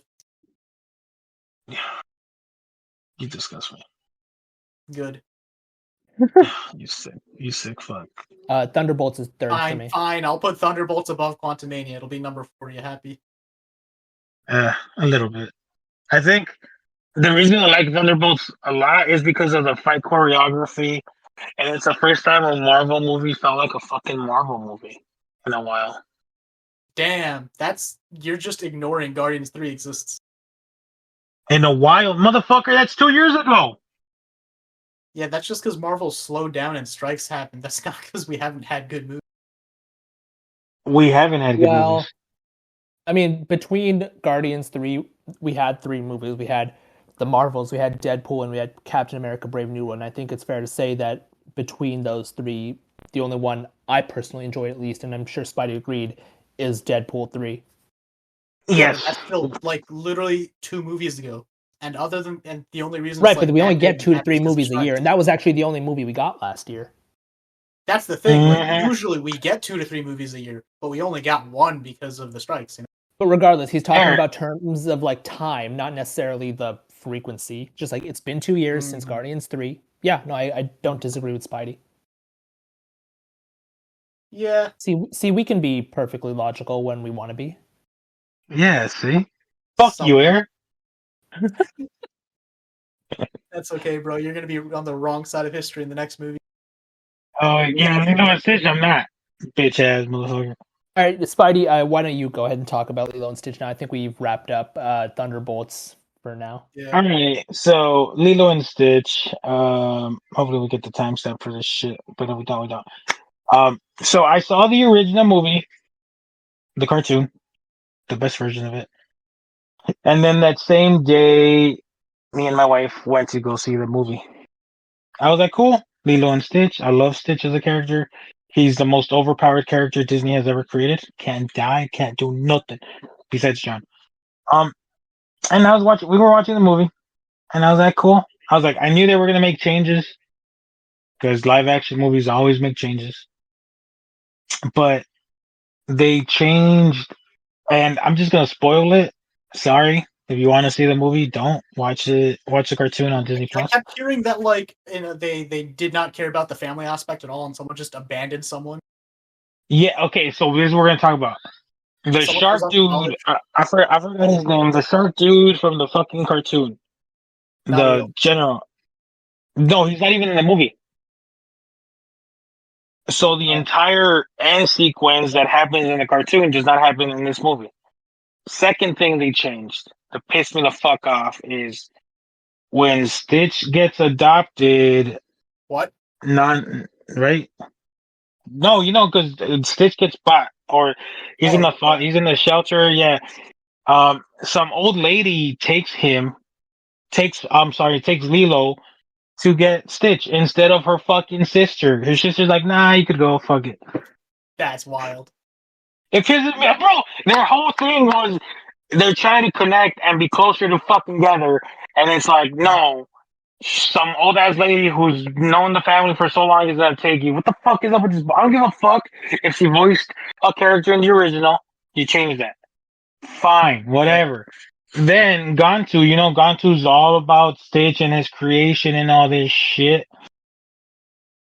He ends up being the bad guy in the movie. What? So, yes, your response, yes, exactly. Ends up being the fucking bad guy for some fucking stupid ass reason. So, we get Nani. I don't remember her fucking name anymore. Yeah, Nani. She's going to UC San Diego and she abandons Lilo, even though the entire fucking concept of the original movie was family sticks to fucking together. Yeah. Yeah. So no, she leaves. She's like, "Oh yeah, you're gonna get a foster parent," and then the foster parent ends up being that old lady who apparently knew the family for forever, but apparently she couldn't help raise them. But fuck it, she can now because she's the legal guardian. Stupid ass concept. And then Stitch, you know how Stitch in the original, I don't know if you remember this, but in the original cartoon, Stitch finds a book in Lilo's room and wants to read it, and it's called The Ugly Duckling, right? And then he has that whole conversation with Lilo, and she talks about how, look, he's sad because he doesn't have a family, he lost his family, and then he finds his family. So that's where Stitch realizes he's alone and tries to better himself. And this movie ignores that shit. And it's like, okay, you're taking away everything that made the character Stitch and the ending make sense, right? Because in the end of the movie, in the original, Lilo's like, oh, you're stealing my pet from me because look, I have my license that says he's my pet. And then it feels earned right there. In this one, it's more like, oh yeah, oh, I guess we're gonna have to keep him exiled like the council wanted. Oh, here you go, you could have him. And then Cobra Bubbles is now just some crazy ass CIA agent instead of being an actual social worker. And then they added another character called who's a social worker. It just pissed me the fuck off, dude. I like the movie in the sense that I like the characters of Lilo and Stitch. I thought those two together were fantastic. But most of the movie, most of the characters around them were just annoying as fuck. It just didn't make. It just changed everything. And like the more I think about it, the more I get mad because I was like, "That's my favorite. This is one of my favorite Disney movies." Fucking right next to the original Aladdin, the cartoon, and Mulan, and they just like fucked it up. And I'll say this about live action Disney: the only one I feel they haven't fucked up was the Aladdin one, because they kind of essentially kept the fucking same story, goddamn elements, changed a little bit, but not enough to the point where it changes the fucking message of the original movie. But this one, yeah, this one pissed me the fuck off. I gave it originally a 7, but I'm gonna give it a 6 now. So yeah, don't watch it. Watch the cartoon. I have no desire. Spidey, if you hated the movie that much, why are you still giving it a 6? That seems a little bit positive. Because no one Because gives of anything the lower than a 6. It doesn't exist. I've no, done and that. because like I said, I love the interactions and the characters of Lilo and Stitch. Those He got two baited by characters. Disney. He got baited by nostalgia. He's exactly the consumer that Disney wants. Honestly, No you're wonder they got right. his money. Because the trailers made it seem like they were gonna stick to the fucking original. That fucked me up, dude. But it's okay. My wife bought me the cute fucking Stitch popcorn bucket. We good. So yeah, Disney adult moment. I don't give a fuck.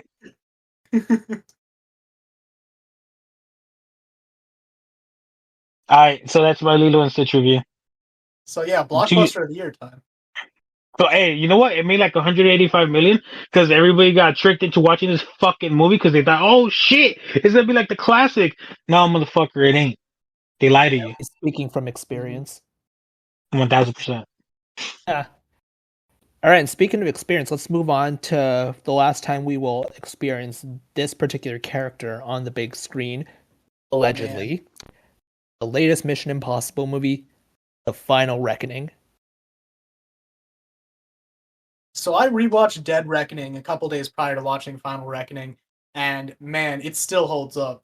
Like I was afraid like some of the twists wouldn't hit, and honestly, like obviously you have a lot of tension second time when you know everything that's going to happen, but it's still just such a nice fast-paced movie, throwing all these different set pieces and action and like sleight of hand tricks at you. Like it still feels like a really good spy / heist type movie, and I was ready going in for The Final Reckoning. I myself thoroughly enjoyed Final Reckoning. I would not say that it is the best Mission Impossible movie, and we'll get more into that later because again in our Discord chats, we've had a couple of messages back and forth about this, and I'll get into the specifics of various aspects later. Overall, I thought the movie was good, but it just does not do things the way that I would want a final movie to do. I don't think it's considered a final movie. I think they said they're open to returning. No, The Tom last, Cruise on the the last stage, thing or, like, I on the red carpet heard said they don't call is it that it's the Final last Reckoning one. for no reason. Exactly. I think Tom it's Cruise did say he's plausible. willing to make movies into his like 90s and 100s, but I think they are still sticking to the narrative that this is the final story of Ethan Hunt and the end of the That's franchise. my understanding as well. I think it's plausible that he does return if they like do spin-offs of Mission Impossible, that he returns in the way that like Harrison Ford did for like Blade Runner 2049 that had Ryan Gosling in it. But that's not a Ethan Hunt story. That's like some new agent is like trying to save the world, and you know Ethan Hunt, the character we've all loved for 30 years, comes back to help him one more time, you know? Fair enough. Simon Pegg's taking over, I'm guessing, because that I feel like Benji. Right? I don't believe I that's don't the know case because I have not heard anything of that, and I'm not confident that that's even a good decision. If No, anything, I'm not I thought they were setting up Haley Atwell to take over, but then the second movie just kind of ignored it. I think. Oh yeah, it did. No, I'm saying because in the Final Reckoning, he made it. At first, it was weird, but he told Benji like It's 3 or 4 team now. times, "This is your team now. This is your team. Take care of your team." It's like, what you mean? But at Yeah, first, I thought I don't they see were him gonna kill him off. going that direction. I mean, he could be the leader of the team, but doesn't mean he does all the crazy shit like Ethan did. He could Yeah. delegate. He could delegate to. Oh, he can't delegate to Luther no more. He did, but Nah. I think they're letting all these characters rest. maybe I accept the new one: Sterling, Grace, and was it Walt? No, what was the other one? There was another one. The Woman? the Yep. Asian assassin. Oh, Yeah, Paris? Oh, Paris. yeah, Paris. Yeah, Yeah. Mantis. Basically, yeah. yeah. But yeah, so movie starts, we get like a time skip, which I thought was interesting because it like at first I thought it was gonna take place like immediately after, and I'm not sure if this is reshoots or this was always the plan, but it shows how the world kind of goes to shit after the events of the first movie and how the entity starts becoming more of a thing and invading things. I thought And this made it painted a sense pretty because bleak given picture. everything they learned, they would kind of need time to like regroup and figure out what to do. Obviously, we heard that Luther was developing his tech that can help solve the whole entity issue, but Mhm. you can't do that right away. You need a little bit of time there, which a couple Yeah, months the way it was seems set up though. plausible. Actually, wait, you're right. It was only 2 months. That's crazy. It felt like more the way the movie framed it. I think it would have been better if they just said like, yeah, it's been 6 months, 9 months, something like that. Mhm. 2 months does seem a little Mhm. short, but there definitely had to be some kind of time skip, in my opinion. I feel like 6 months would have been too long because of this entity, this AI. Like they made it seem was all powerful. Within 6 months, everybody would have been dead. I Yeah, saw someone that's say they also a should have good saved point. I this. guess it depends on like what you think the entity is doing, because like from my perspective, like I don't know that 2 months is like long enough to take control over the populace the way that it did, but you're also correct to the extent that like if it had 6 to 9 months, it probably would have been able to take over the nuclear sites faster than it did in the movie, because in the movie it actually is exactly 2 months and like 3 days or whatever. Mhm. I saw someone say they should have saved the Sevastopol submarine scene from the first movie to the start of the second movie, which kind of makes sense because it was honestly mostly relevant for the first movie because we knew what the key did while the entire time none of the characters did. Uh, I don't know that it made much difference, to be honest. Because it It's makes the like first movie feel like less of something that stands on its own, and that's my actually that's my biggest issue with the second movie. It makes the first movie feel less good because it's building up towards that. I don't even know that I agree with you, because I still feel like it's good on its own merits. Still really good action scenes. I would actually even put like those action scenes as like above this movie's action scenes, generally speaking. Mm-hmm. Like the bike on the Yeah, mountain, the train fight, yeah, that's true. the airport running around and stuff. Yeah, I think it would have been cool if they somehow were able to honestly combine these two movies into one. Because I think there was a little bit too much exposition in both of them, but more in the second one. I think you And I needed it think though. And don't forget uh, don't forget these were filmed they were filmed back to back. Yeah. during COVID. Yeah, there was also like something of a break too, because there were some like production issues with like a bridge collapsing or Oh something. yeah, and the strike as well. Yeah, and Tom Cruise was losing his shit over his cast not wearing a fucking mask because he was trying to make Oh, that was sure. this I movie. don't think it was cast. I think it was like executives actually.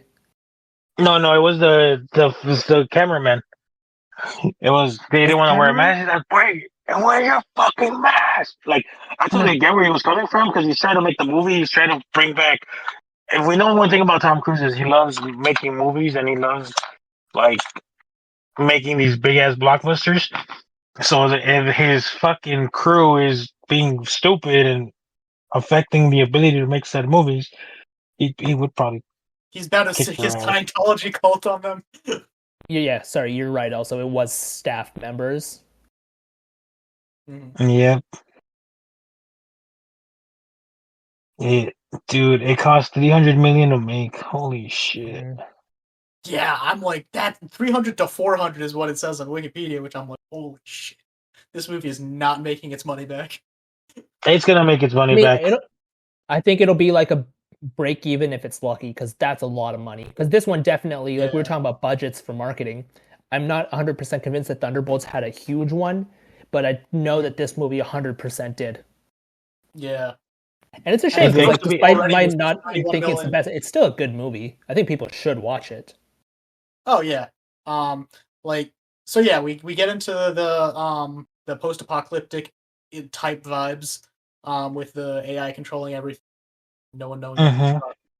And then we get to just like where the IMF team is right now, down on their luck, just kind of trying to survive. Luther designing that magic MacGuffin, and then also looking like he's not in the best state right now. I'm not sure. Did he get injured last movie, or is that like that hospital bed thing new?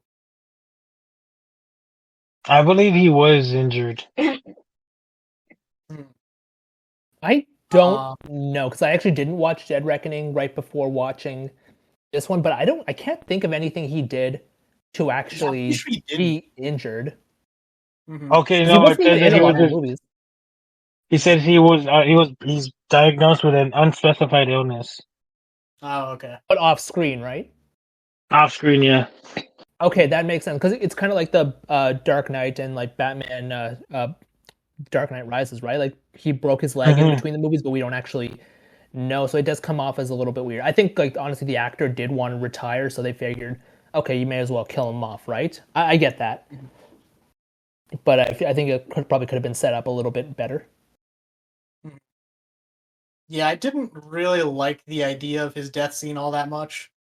It's like, I get it built stakes and like put like a sense of finality to it, but it felt like he died just because it was a plot device more than anything. I agree with you. It definitely felt like, bro, like the whole thing would have been avoided if Ethan just took the device with him rather than leaving it on his neck in the bed. Well, I don't think Ethan. I don't think Ethan thought something was going to happen to him. I agree with you. He didn't. But like, that's the plot convenience. Like, oh, like you didn't think it would happen, but then it did happen. Like, I don't know. I felt like it could have been easily avoided. I think the entire like first hour / first act was a little bit slow. It did a good job at setting the scene. Like, that's why I kept thinking about Endgame, because I'm thinking about how like Infinity War and Dead Reckoning were like fast paced, like crazy movies with a crazy cliffhanger, and then this movie starts off like a little bit of time has passed, and then it shows like it starts with a little bit of slow pace, more drama, showing how much the world is wrecked, and then showing them getting the pieces back together and moving in on their plan.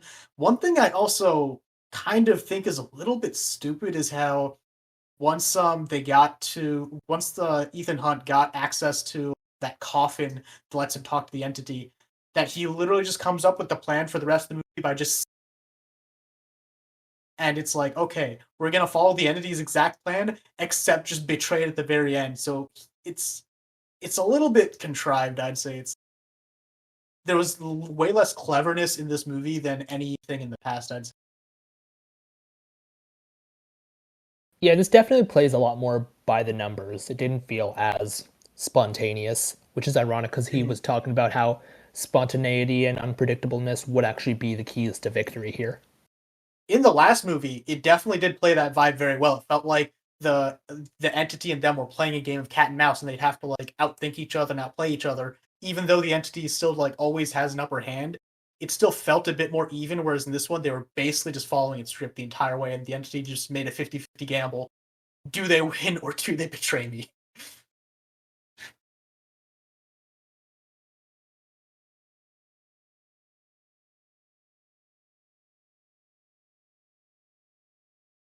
And silence. Yeah, I'm just trying to think of the next part of the movie, and all I'm thinking is just the submarine scene now. So let me see. Let me pull this up because I'm trying to go in order. Right? Oh, we learned what the So there was a lot of callbacks to the original movies, right? With the rabbit's foot actually being the third one. Yeah, and actually being the entity's original code. Source code, yeah. I I thought completely that. forgotten most of that movie. I just remembered that it happened. I was like, okay, that's actually pretty awesome. Because the flashback scenes in the first movie were just completely new and made up, I'm pretty sure. So I wasn't sure if that was They the were, case here. yeah. Like, no way. Yeah. Yeah, that's another thing is they never really got into detail about Ethan and Gabriel's history and who the woman was. I was kind of looking forward to that. I thought they were going to do that this movie. Yeah, I mean, I was expecting it. You'd think that would be the right thing to do, but they didn't really. And which probably goes to like a general criticism I have with the movie about it doesn't really feel like an an ending, like a send off. It just feels like it's just It feels another like they wanted movie. to take a bunch of Tom Cruise montages and put them together and be like, all right, bro, look at how awesome Tom Cruise No, is. not Look at even how that. awesome It's like they want to have their cake and eat it too. It's like they want to Mhm. set up this movie to be like Ethan's Goodbye, but keep the door open just in case Tom Cruise decides he wants to make like a ninth movie. Yeah, I mean, like, I feel like they were Like, like, I unless feel they like the killed him off, movie. they were going to do that regardless. I mean, no, I think they should still like if they want to bring him back, do what I said earlier, bring him back in like a mentor capacity of some sort, of just like show up for like a cameo scene to help the new protagonist. But like, I feel like this movie ended pretty similarly to like Ghost Protocol, where they're just like Any in the other? city. Yeah. Yeah, but like Ghost Protocol in particular, where it's like they're in Mhm. the city and they're just like walking around and just they just leave and literally nothing happens. Yeah. It's not even like a happy like it's happy, but it's not like it doesn't really feel like Mhm. finality. Yeah. It feels like John Wick 4, where it's the ending, I haven't seen that. but not the ending. I guess only time will tell, but I definitely feel like they could have like done that a little bit better. And I want to know your guys' opinions on this because for me, we and Aaron was talking about the length a lot. I feel like there was a lot of like fake outs and like just unnecessary add-ons in this movie to the various danger scenes and stunts or whatever that just kind of dragged the movie. And I'll talk about specifically the scene in the submarine where part of the plot is like, yeah, you have enough air for about 10 minutes in the sub to get your thing and get out. And he spends probably Really at didn't least matter. 10 minutes. That's exactly what they said though. But he spends about 10 minutes of screen time in the sub, which in universe time has got to be at least 30 minutes, if not more. And among the things that happen is like he has to wade the water, unbolt the thing, get his thing, get out. His wave out gets canceled. He tries to go through a torpedo tube.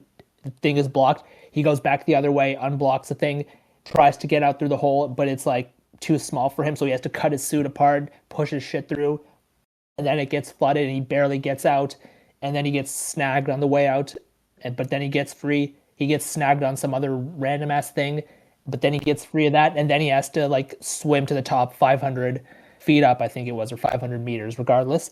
And it just feels like you could have avoided quite a few of those things, saved a good amount of time, and spent that time like really developing your I don't want to say developing your characters because that's very generic, but like giving them like a little bit more character, like stuff to do, stuff to talk about, being a little bit more emotional for a final movie. Do you guys like get where I'm coming from, or did you I feel completely differently? agree. Or That's like yeah. once that submarine scene hit was basically when my thoughts about this film started solidifying because I started thinking like it's a really cool set piece and a cool idea to kind of do this scene in real time because halfway through you're like, okay, wait, this entire scene is actually just how much time he had when doing all of it. Mm-hmm. But on the other hand, it is a lot of silence and it is a little bit excessive and does just drag. It makes the runtime feel like 3 hours, which I don't think was true for the first movie just because how many different set pieces they were always moving between. But yeah, this one does take its time, lingers a lot, and that scene in particular, it's cool, but I think it's just a little bit too long and definitely more Yeah, of it could that's be the cut. biggest one I would like talk about, but I do agree with you. And honestly, I feel like the set pieces were more interesting in the last movie, Yeah. just like the was it, like the Abu Dhabi airport, the various streets in The chase Europe, scene. the train, yeah, that too. The train. Oh. The mountain biking or whatever it was. Yeah, like I thought they were just more interesting. Like this one felt a lot more bland for the most part. Like just the underwater, the cave, the air, which is like it's cool enough to see, but it's like, bro, it's a biplane. I mean, that's not really that epic.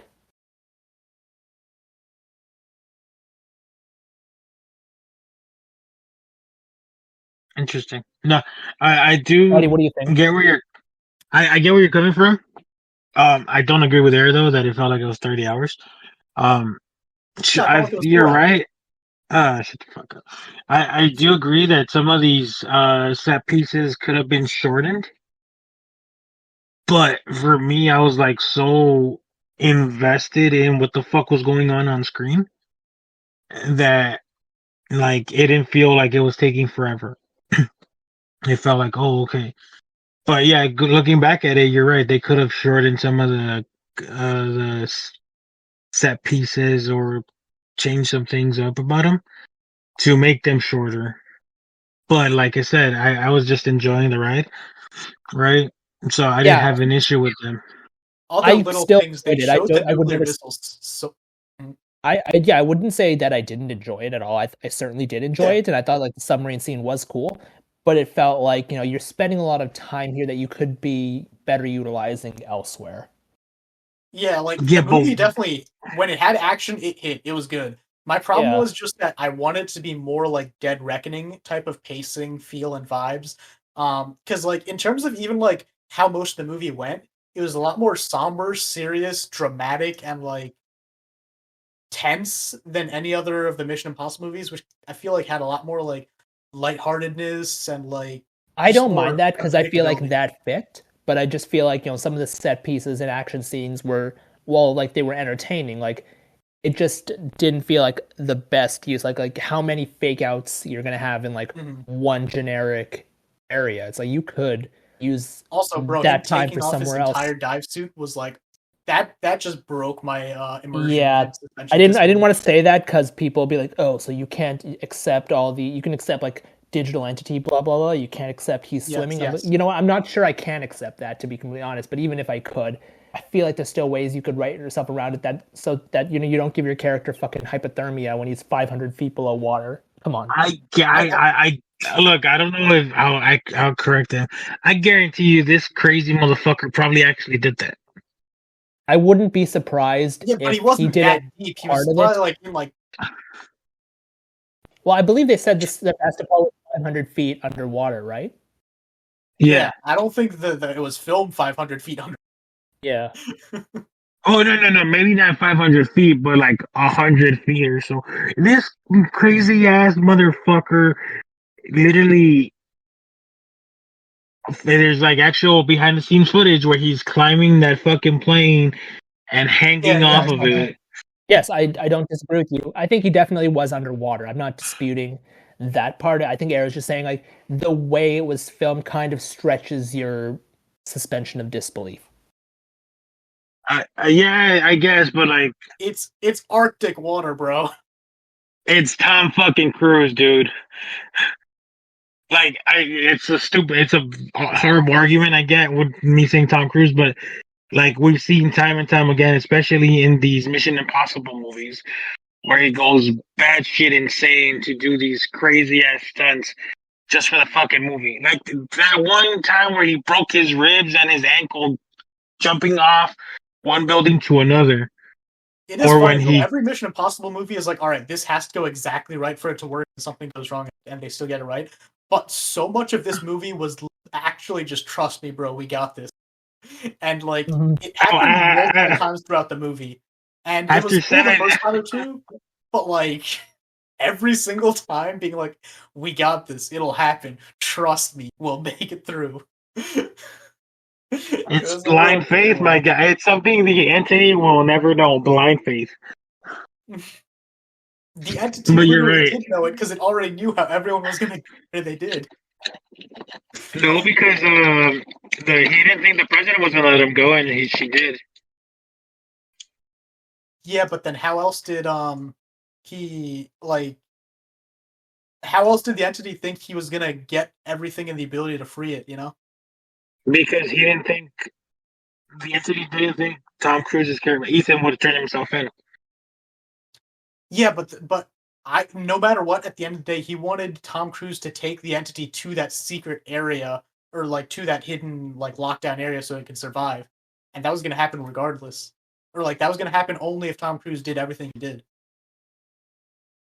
No, because Tom Cruise could have very easily Yeah, Ethan could have very easily fucking said, "Fuck it, let's go to Africa." Boom, there you go. Because the entity told him, "You need to go to Africa's doomsday bunker and let me in. You're gonna let me in." He could have just gone there and done that, but Ethan literally was like, "Nah, let me turn myself in. Nah, let me talk to the president." And you're right. He told the president, "Yo, as I understand it, what's up?" like, Spidey, as I understand it, he needed to he had to let the entity in there anyway to capture it, but he couldn't capture it without deactivating it, and he needed the Sevastopol thing to do that. And to get to that, he needed the president to give him the authorization to have the American aircraft carriers help him. Yeah, but that wasn't a guarantee, is what I'm saying. I agree, but I think that's what he was gambling on. Yeah, I did find it funny though that he tells the president, "Yo, trust me, dog. Trust me one more time." It's like, dude, that's the president. The person on the submarine that, and then he tells the person on the ship that, and then he tells. Oh no. Well, he told the person on the submarine what was happening, and that's when he gave her the letter, and that's when she gave the exposition of, well, they didn't trust us or believe in us or help us. They didn't believe in that day. Oh, dude. Or whatever the fucking notes, right? It was a day. It was like May 1996, and like, oh, we lost our loved ones because they didn't bring support because they didn't want to risk it. So it wasn't him telling her, "Trust me." It's like, look, motherfucker, this is from the president, who you got a connection to. And then who else did he say it to? The guy on the submarine. Well, he delivered. He also delivered a note to that one admiral. Yeah, that was funny because the fact that he trusted him right away was kind of like, dude, really? You're gonna just take the dog tag and be like, "All right, I believe you." And the fact that he told all of his friends to be like, "All right, go to this one area, and I'm gonna be there exactly at that time, so you guys can save me." But that would just go with the history that they have with each other, especially him and Benji, right? That's not one isolated moment. That's fine, but he did that way too many times throughout the movie, I think. Fair. The entire movie was built on, okay, we got this, trust. Yeah, fair enough. I see where you're coming from. I don't necessarily agree. I agree that he said came from the fact that he saw it happen in the simulation, which is what I'm annoyed about. Oh, that's right. He was in the box and he saw what. But then again, it could have. He could. Yeah, but remember, they also said that the entity manipulates reality. Yeah. So he could have been like, bitch, you think that's gonna happen? It was Doctor Strange with that one dude. With that one reality.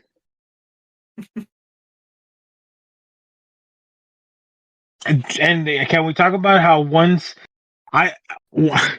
so there's a throwback to a lot of the movies, right? And then a throwback to the guy who's in the Sosa listening headquarters or whatever. And he's like, "Oh yeah, you're the fucking guy who." Oh yeah, that's crazy. I did not expect the throwback. I was like, "Oh shit!" He's like, "No, don't worry about it, man. I owe you my life because you have my wife." I was like, "Oh shit, that's cool." Yeah, when he was like, "Oh yeah, it was supposed to be impenetrable, except it was penetrated," I was like, that did flew by my head the first time, and then they met, and he was like, "Oh yeah, you're the reason I got sent here." Oh shit! I was like, "Oh, he's gonna fuck him up," but then he says, "Thank you," and I was like, "Oh, wholesome moment." But I like how I basically thought we had fucking fodder, so Ethan doesn't die.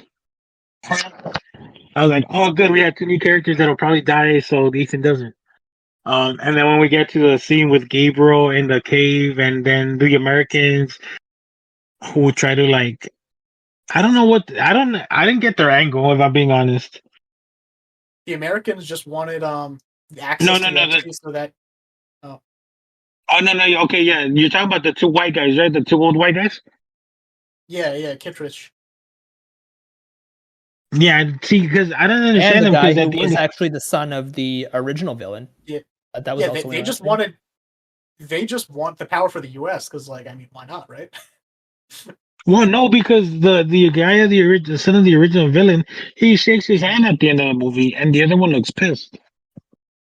Well, because Kittredge wanted the U.S. to have the control of the entity.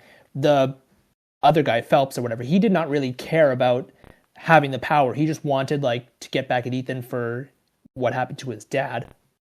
No, I don't think that was the point at all. He specifically just wanted to get back at Ethan because he keeps seeing this guy constantly breaking rules. He said everything Ethan did he would have been fine with if he was following orders.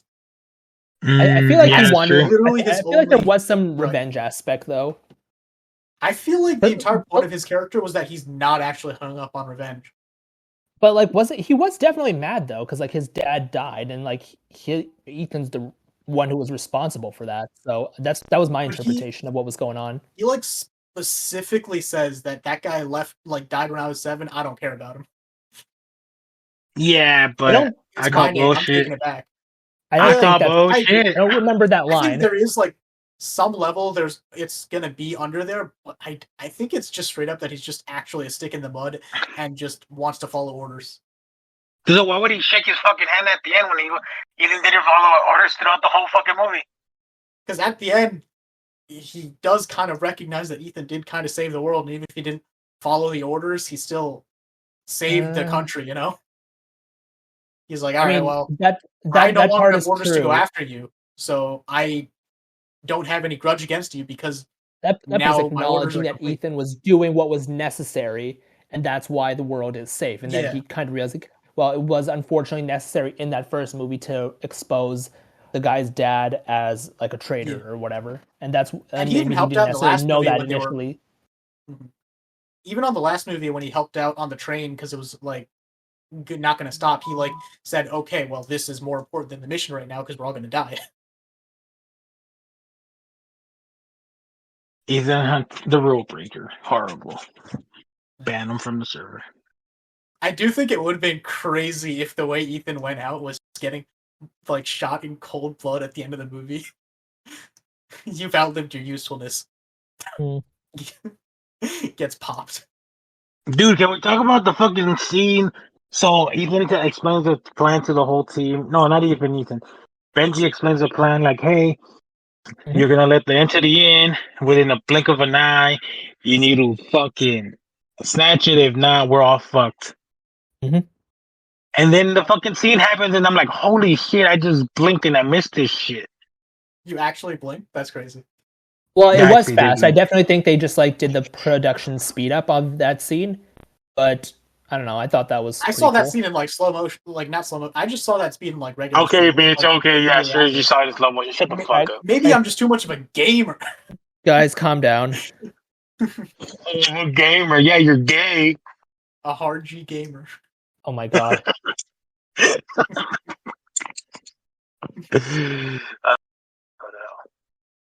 That shit was pretty sick though.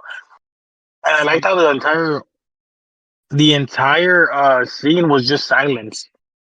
It happened, silence, and then boom, and you're like, holy shit. Honestly though, the plane scene did deliver. The entire last 4 minutes to an hour of the movie was banger. If both of these movies was just the first movie plus the final hour, I would have been completely happy. That would have been a 4-hour movie, dog. You're crying about it right now. But it wouldn't have felt like a 4-hour movie. You disgust me. Disgust me. But no, the plane I thought definitely did elevate the action a bit more. It did. I do agree with Tom Cruise. It probably is his biggest stunt yet. I want to know how much of that was real. I imagine most. No. It was. I think all of it was real because on YouTube, I think they removed it, but somebody filmed the behind the scenes that they posted. I think it was at VidCon, and he's showing that he's actually on the fucking plane, and they needed to wait a few weeks or months to get the insurance companies to approve of the stunt. This fucking guy, I love him as an actor, and but he's gonna die doing one of these stunts, dude.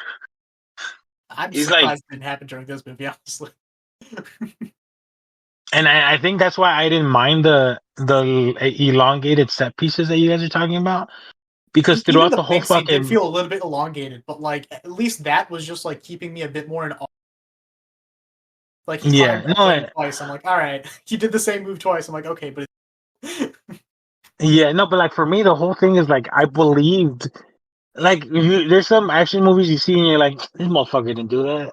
Like I ain't stressing. I was watching these set pieces and I was stressing the fuck out. I was like, holy shit, fucking my arms were sweaty and shit. And it's like this motherfucker might actually die. But like, I don't know, man. Fucking Tom Cruise, crazy motherfucker. Yep. Also, I didn't realize that most parachutes do have like a secondary safety. I was like, where the fuck did he get the second parachute from? Oh, Yeah, I believe that is pretty common. Yeah, I didn't realize that was a thing. They could have shown it. You were about to say, "Oh, look at this! Oh, -2 points for fucking not being real." I Yeah, see you literally, I was there. like, where the fuck? I mean, honestly though, like even on the when he was on the plane and he like just was like, oh, there's a parachute behind me, and then he puts it on. I'm like, okay, I guess. Yeah, Originally I he didn't see. have one when he went up on the plane. I don't fly those type of planes, so I'm not trust that he Yeah, put what was real. yeah. I still can't. I don't know, man. I can't believe you think it was 4 hours long. That shit still throws me And off. and then at the end when he was falling, I was like, man, are they actually gonna kill him off? And then when he landed, I was like, wait, is he like in the afterlife right now? He's, Is this oh, just like what honestly, these things is happening right now? yeah. The only thing I did not like was the ending. Right. So he sees his team. I thought that was a Well, really cool callback to like the older movies. 'Cause I feel like I know it happened in Ghost Protocol. I wasn't sure which one, but I feel like it happened in like at least one or two others too, like the original. Like it's cool. That wasn't my issue. My issue was they give him the entity, Mhm. and then Oh like yeah, we don't know what the fuck he did with it. It's like, okay, does he destroy it? Does he yeah. keep it? What the I'm fuck's he done. doing? I think they should have shown him Yeah, destroying it because that was the entire point of what he was doing, and leaving it like open like that is stupid. or throw it at the very bottom of the abyss. You know, it's funny Oh when no, they that's were. already what happened. Just take a hammer, just break it. I thought it fucking we'd be seeing Cthulhu or some shit. The way the fucking submarine was sinking, I was like, dude, that's pitch black. This motherfucker gonna see Godzilla. Mm. It was a good movie though. I think it's gonna have the Barbenheimer effect, right? Where people are seeing where people were seeing Barbie, and then they're like, "Oh, look, there's another big blockbuster called Sweet Oppenheimer. Let's watch balls. it." I think What's it's the other movie gonna, going on? yep. Especially since I'm pretty sure Lilo and Stitch is gonna be sold out. I don't think it has that. No, that's Eh, not no, happening. no, I'm telling you, Lilo and Stitch was sold out. I was trying to change my tickets from Friday because on Thursday, my wife gave me Kendrick concerts for I my mean, birthday yeah. present in February. So we were trying to switch it from Friday to Saturday, and Saturday was booked all the way. Sunday was booked all the fucking way, and I was like, "Fuck it, whatever. Well, let's stick with Friday." Hmm. Actually, yeah, Lilo and Stitch did make more movie than Final Reckoning, but I don't think people are going and watching both at the same time. No, no, no. I'm saying they'll watch it and they'll watch it like the day after, or some people won't be like, "Fuck it, let's watch it after Lilo and Stitch." Because I was lucky because T-Mobile had that $5 ticket, and I was like, "Fuck it, let me watch this bitch in IMAX." Boom, $5. I went to Universal Studios, and I was like, "Cool, cool, cool. Mhm. Let's watch it there." We watched it there, and it was a packed house. I was like, "Thank God we got the tickets when we did, because we probably wouldn't have made it." But it was a good movie. It was fun. Yeah. Not not I'd rather overrated, rewatch Dead boring, Reckoning than Final Reckoning. bloated. That's how I feel about Endgame and Infinity War. Don't worry. Now, this was the end game to the original's Infinity War. Do not insult it by calling it Endgame. Endgame was boring. 90% of that movie did not need to happen, and you know that. Yeah, I agree. 90% of Final Reckoning did not need to happen. You got your goddamn mind. 90% of Endgame did not need to happen. Listen, bro, Talking just about cut off the elongated first hour. fucking fight scenes. Just Fucking the cut whole off the fight hour at of the the end with first movie. Thanos. Stop it. Yeah, the elongated final scene in the cave within the planes that didn't need to happen either. You out your goddamn mind. King, what do you rate this? King is dead. Yeah. No, I'm still here. I thought one of you guys was gonna go first. You've been going at it for like 20 minutes. No. I want the neutral party to go first. Okay. Eric gives his shit opinion. All right, guys, chill. I think I'm gonna give this one a B+ as well. It's not the best, not the impossible movie. Like I said before, I would actually put the first Dead Reckoning movie. I would put Fallout and Rogue Nation above this one too. I might even put Ghost Protocol above this one too. I'm not 100% sure about that. I do generally enjoy this more than the original ones, but the original ones also have their own charm, so it's hard to see how much you're affected by nostalgia. But this one is really good, in spite of the fact that we aren't like raving about it the way we would have about the last couple. It's still something that I think people should go check out, if only because it's Ethan Hunt's supposedly last outing. So yeah, I'm gonna give this one a B+ as well. You're out your fucking mind, Eric. Shut the fuck up. I saw your stupid ass right. 100% clear as well. I'm not saying it's as good as Thunderbolts or Thunderbolts is as good as this. I'm just giving them rankings relative to their peers. Enjoyment, yeah. It's a solid 8 out of 10. It's a great movie, but there are better Mission Impossible movies. Apparently the rest. Yeah, according to your ranking. Yeah, all of them. Fucking troll. I give it an A. I don't give a fuck. I thought it was fun. Thought there was action. The set pieces stressed me the fuck out.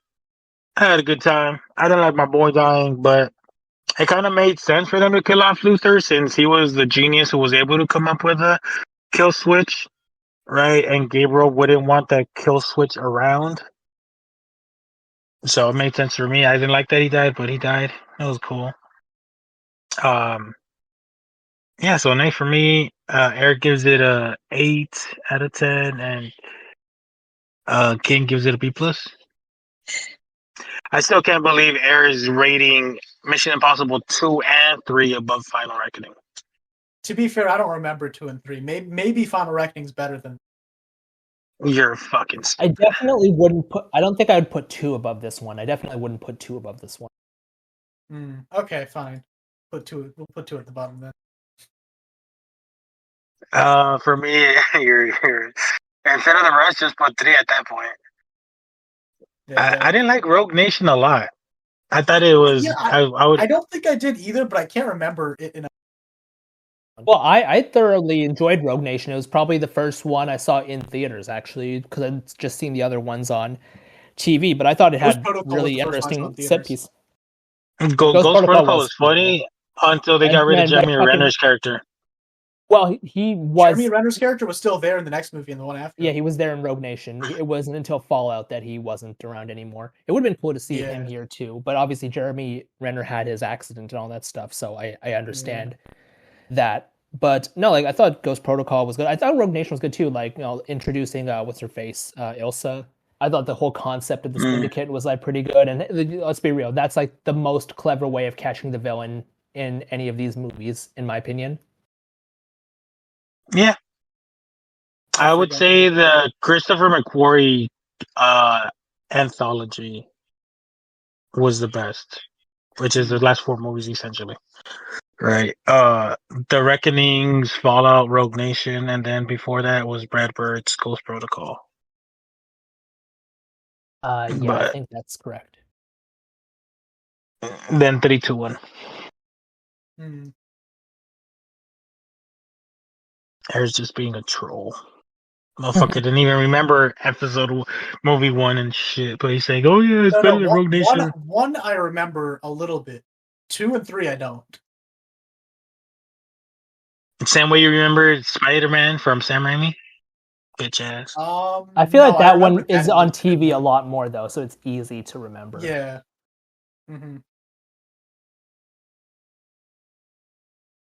Yes, sir. Oh, so those are our 3 reviews. Is there anything else? I do not Fantastic believe so. Four in July. We will Superman see. In July. we will see those movies when they come out, and I'm sure we'll probably talk about them in our Discord channel and then discuss if we're able to find time to podcast about them, which I'm sure we probably can figure out. It's the summer. Or if Air actually has fucking times and it took him 2 fucking weeks to see the Thunderbolts. Yeah, Air, you were a little slow on that. Yeah. Well, all right, King. Before we go, what is your ranking order for the Mission Impossible franchise? We already got Air's. Air was Dead Reckoning Part 1, Ghost Protocol, Fallout, Mission Impossible 1, Rogue Nation, Final Reckoning, Mission Impossible 3, and Mission Impossible 2. What's yours? That's a good question. I mean, like I have said, I definitely put the last few above Final Reckoning. I'm not 100% sure about Ghost Protocol. I probably would put this one above the first three, though the first three have their own charms. I don't like number 2, though. So let's just say first impressions, Dead Reckoning, Fallout, Rogue Nation, Final Reckoning, Ghost Protocol, 3, 1, 2 from ascending from like top to bottom. So 2 is at the bottom. I like the list. I agree. Cool. Do you have the same list or? Yeah, pretty much. I have Dead Reckoning, Fallout, Dead Reckoning, Fallout, Final Reckoning, Ghost Protocol, Rogue Nation, 3, 1, 2. Cool. Yep. Okay. Well, then I guess that makes the end of this podcast here. Viewers and listeners, we want to thank you for the time you've spent. Obviously, it's been a while, but we enjoyed this, and we hope you enjoyed it as well. Air, Spy, do you want to kick it off with a goodbye or anything? Air has a shit list. Don't listen to him. Me and King are apparently on good terms since we agreed for most of this. So there's that. X out to me. All right, listeners, thank you again. And until next time, we hope you all have a great day. Bye.